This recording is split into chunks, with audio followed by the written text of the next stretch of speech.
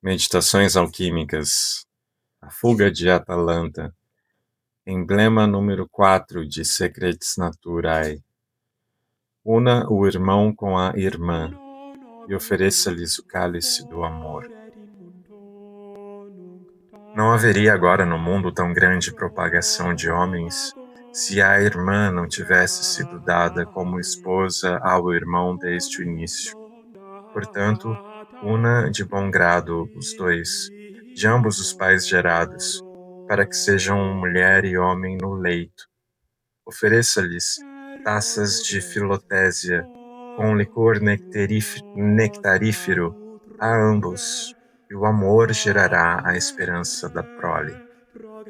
Essa é a alegoria chocante do quarto emblema da fuga de Atalanta, esse tratado alquímico do século XVII, que se propõe a apresentar em uma linguagem ultra-simbólica as fases da transmutação da matéria.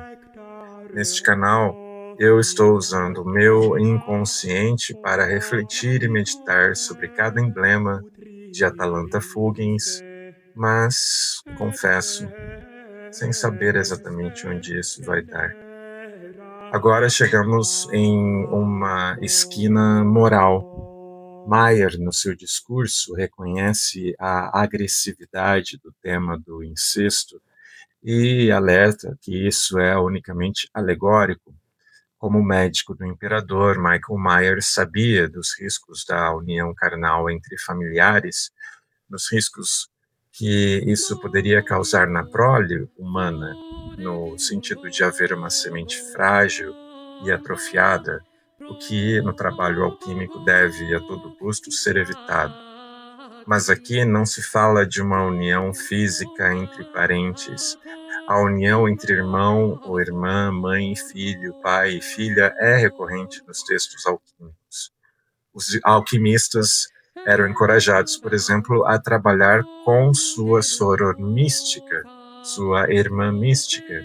E isso nada mais era do que a sua própria alma projetada.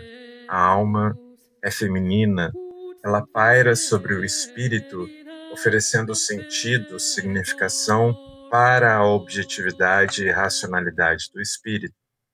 As coisas, então, tudo isso que nós vemos, ouvimos, desde a hora que acordamos até a hora em que vamos dormir, desde quando nascemos até quando morremos, tudo, absolutamente tudo acontece no tempo e no espaço, é um filho filosófico do nosso espírito com nossa própria alma. Estando ambos em nós, a relação é, por isso, alegoricamente incestuosa. Isso acontece porque quando nascemos, não nascemos divididos. Havia um momento antes de qualquer conflito, antes de qualquer escolha, antes de sermos feridos com traumas, em que havia apenas uma abertura, um espaço, um campo inteiro, silencioso, sem nenhuma oposição. Mas esse espaço, esse campo, se desdobra, e ao se desdobrar ele se torna dois, irmão e irmã. Surgem dois princípios que pertencem a ou que têm a mesma origem, mas que agora são percebidos como diferentes. O irmão, o espírito, o masculino, o sol, o ativo, o fixo, o seco, o quente, o objetivo, está sempre se movendo em direção à realidade. E essa outra, a irmã, a feminina, a lua, a receptividade, o volátil, o úmido e frio, o subjetivo, se oferece como para plasmar a realidade. O irmão, então, organiza e a irmã mostra. O irmão está sempre em busca de respostas e estas se projetam no corpo da irmã. E é nesse intervalo, nessa tensão sutil entre polos, que a experiência alquímica começa. A realidade como nós conhecemos, isso que chamamos de minha vida, minha história, eu, ego, cogito, sum, tudo isso é uma síntese de uma relação incestuosa. Por quê? Porque vem da mesma natureza, nós e as coisas, psique e mundo material. Não é curioso que a mecânica quântica vai encontrando sempre algo mais na realidade percebida? E não é o mesmo que acontece com as escolas que investigam a consciência? E se consciência e matéria forem a mesma coisa? Esses dois irmãos que nos habitam, porém, não conseguem se reconhecer facilmente. Então, eles se afastam, se estranham, se opõem às vezes. E enquanto permanecem separados, algo essencial deixa de acontecer. Nada pode nascer se irmão, espírito, irmã, alma não se unirem em amor. A experiência se torna estéril. Os encontros deixam de gerar transformação. Os opostos não conseguem produzir sentido, apenas conflito ou repetição. Eu tenho medo de que você não entenda quando eu te diga que o quarto emblema de Atalanta Fugens fala de algo extremamente difícil de compreender, mas absolutamente necessário e óbvio. Não importa em que condições você se encontra agora, não importa se os seus olhos se abrem para olhar uma sala cheia de ouro ou se para olhar um quarto de hospital cheio de tubos. Em qualquer situação, em qualquer dia ou noite, está disponível a todas as mentes, um casamento alquímico dentro do aparelho psíquico, onde nos apaixonaríamos pela realidade tal como ela está sendo apresentada. Talvez seja necessário você tentar lembrar de um dia muito feliz, no dia do casamento ou do nascimento de um filho, e lembrar da fenomenologia daquele dia, do brilho daquele dia, ainda que estivesse chovendo. É necessário talvez você lembrar da aura de satisfação com o mundo material que aquele evento feliz fornecia. Os alquimistas, neste quarto emblema, são chamados a encarar todos os dias assim. Se no terceiro emblema lavamos as roupas repetidamente, agora, como diz Camus, é necessário imaginar Sísifo satisfeito. Esse é o chamado da obra alquímica, unir o que é da mesma essência, o que portamos dentro de nós, o espírito que está sempre diante de algo e a alma que está sempre diante de si mesmo, sem anular as diferenças, mas permitindo que as diferenças permaneçam e gerando assim uma relação. Essa união não é simples, porém, ela exige algo bastante raro. Exige um tipo de sustentação que não força as coisas, que não tenta eliminar a tensão de um dia ruim. Os alquimistas instrumentaram essa atitude com o cálice do amor, que não é uma emoção positiva, alegre com a vida, mas simplesmente a capacidade de manter dentro de si dois opostos ao mesmo tempo, sem que um destrua o outro. Sem isso, a união falharia. Quando um lado domina, tudo se desfaz.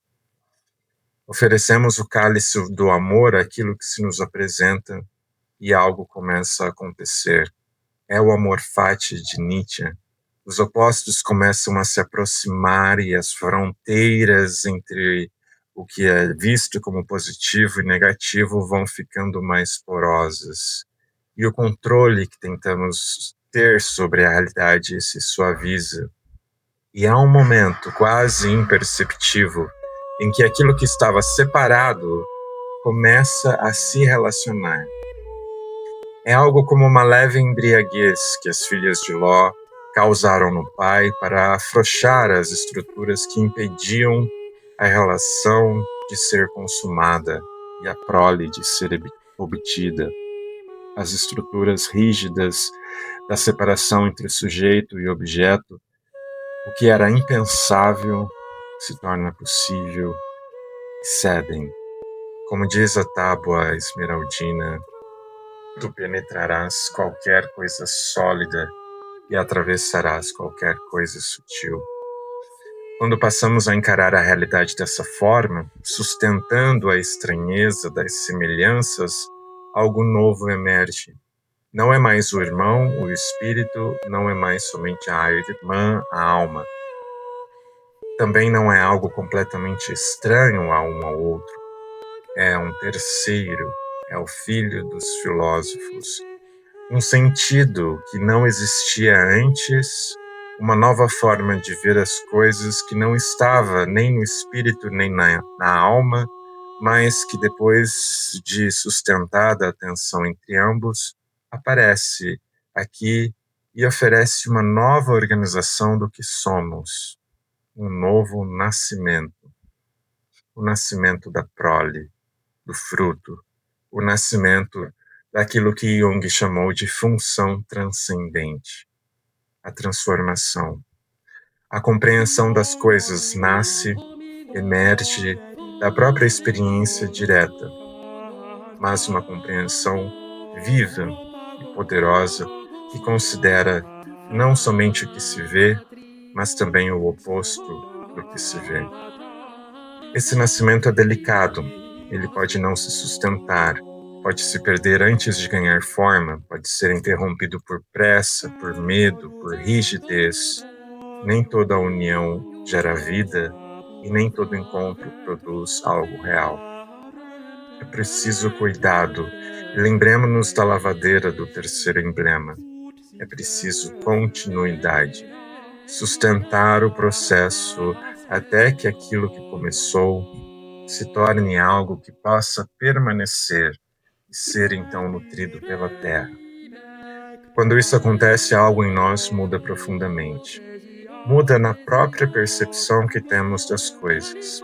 Não somos mais aquele que observa somente, não somente um espírito, mas também não somos somente aquele que é observado, somente uma alma no mundo. Nós nos tornamos o campo, o espaço onde ambos podem se relacionar. Esse é o sentido da obra. Não resolver os conflitos, mas atravessá-los até que algo novo possa nascer a partir dessa tensão. O que era antes um, precisou se dividir para procriar, e agora volta a ser inteiro dentro de nós.